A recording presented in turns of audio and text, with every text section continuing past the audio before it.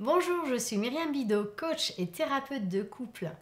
Alors, 10 minutes par semaine pour transformer de façon exponentielle votre relation de couple. Alors attention, parce que dans cette vidéo, je vais vous proposer un exercice qui est extraordinaire, qui fonctionne très bien pour les couples que j'accompagne. C'est une pépite et j'avais vraiment envie de vous la partager en vidéo parce que elle va vous permettre véritablement, si vous mettez en pratique cet exercice, de véritablement faire des miracles dans votre relation. Premier point, c'est un exercice. Donc, qui dit exercice dit régularité, dit constance et dit routine. D'accord? Je parle d'un exercice, donc il faut véritablement le mettre en application. D'accord? Alors, vous allez prendre un chronomètre et vous allez régler ce chronomètre sur 10 minutes pour pouvoir partager un temps avec votre partenaire. Pendant ce temps, c'est un exercice que je vous propose qui s'appelle l'écoute active. Donc l'utilisation du chronomètre, c'est 5 minutes chacun. Et c'est important d'utiliser le chronomètre parce que l'exercice ne doit pas durer 15 minutes, 20 minutes, 30 minutes, 1 heure, 3 heures, peu importe, et ne doit pas durer non plus 30 secondes. L'exercice est vraiment 5 minutes chacun, 10 minutes au total avec un chronomètre. Et ce cadre-là, il est très important. Pourquoi? Parce qu'il va vous donner beaucoup de sécurité pour mettre en place cet exercice. Deuxième point, c'est de créer un espace qui soit bon pour faire l'exercice. Donc cet espace, ça peut être de vous mettre côte à côte sur votre lit, ça peut être de vous mettre face à face attablé dans votre salle à manger, ça peut être de mettre quelques coussins, des bougies, donc de créer peut-être un espace particulier chez vous, ça c'est au choix. Mais l'idée c'est vraiment que vous ayez un espace tranquille pour pouvoir faire l'exercice. C'est un exercice d'écoute active. Donc celui qui va prendre la parole va véritablement utiliser cet espace pour parler de ce qui est présent ici maintenant pour lui. Si la personne qui prend la parole a mal au ventre, elle va parler de son mal de ventre et elle va décrire son mal de ventre. Si elle est gênée par ce qui se passe, elle va parler de sa gêne, de ce qui se passe actuellement. Si elle pense à sa liste de courses, elle va parler de sa liste de courses. Donc elle fait vraiment avec ce qui est là, ici, maintenant, et elle va partager ça avec son conjoint. Celui qui écoute va véritablement être à l'écoute avec la meilleure qualité d'écoute qu'il peut ou qu'elle peut proposer. Donc il va vraiment chercher ou elle va chercher à suspendre son jugement. Donc éviter de penser à tout ce qui lui trotte dans la tête, laisser les pensées un petit peu passer comme des nuages et à chercher à donner la meilleure qualité d'écoute possible à son partenaire ou sa partenaire. Au bout des 5 minutes, vous inversez, celui qui écoute va pouvoir parler et donc dire ce qui est présent pour lui ou pour elle, mais l'objectif n'est pas de répondre au premier. Donc c'est pas du tout l'exercice que je vous propose, ce n'est pas du tout un exercice de communication, c'est véritablement un exercice de présence, de travail sur la présence à soi et sur la présence à l'autre. D'accord ? Donc 5 minutes chacun, il y en a un qui parle, l'autre qui écoute, et on inverse toujours avec le chronomètre.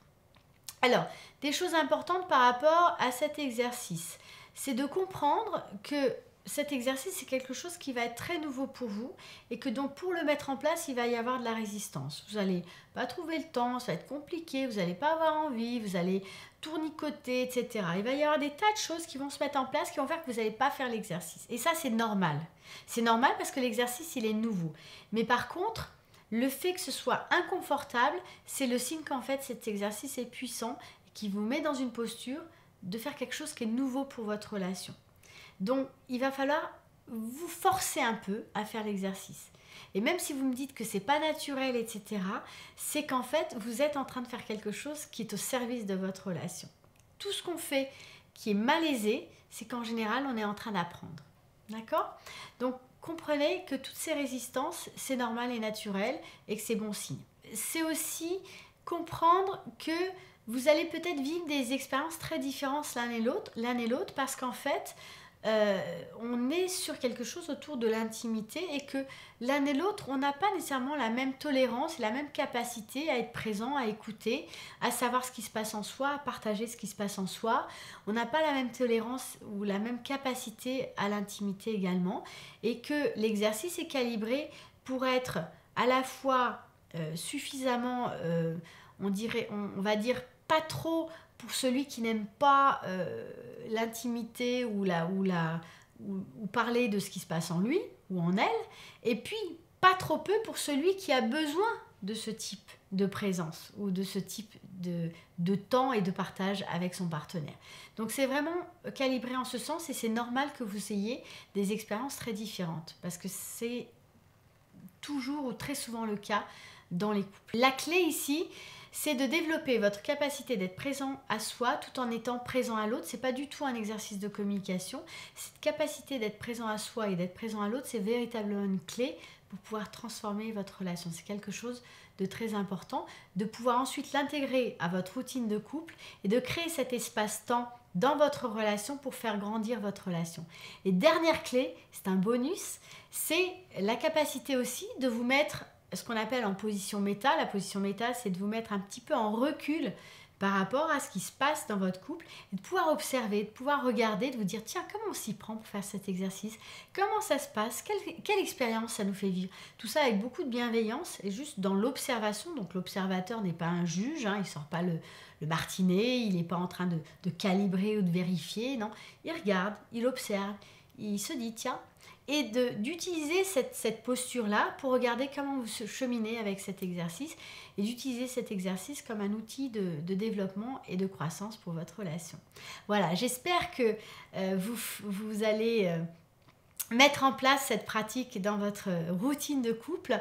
J'adorerais lire vos commentaires et vos expériences en dessous de la vidéo. Je me ferai un plaisir de vous répondre parce que ça m'intéresse vraiment de savoir comment vous vous appropriez cet exercice, comment vous le mettez en application dans votre relation. Donc j'adorerais vous lire. Et puis si vous avez aimé cette vidéo, je vous invite à mettre un petit pouce bleu en dessous et puis bien sûr à la partager si elle vous a aidé, si elle vous a inspiré.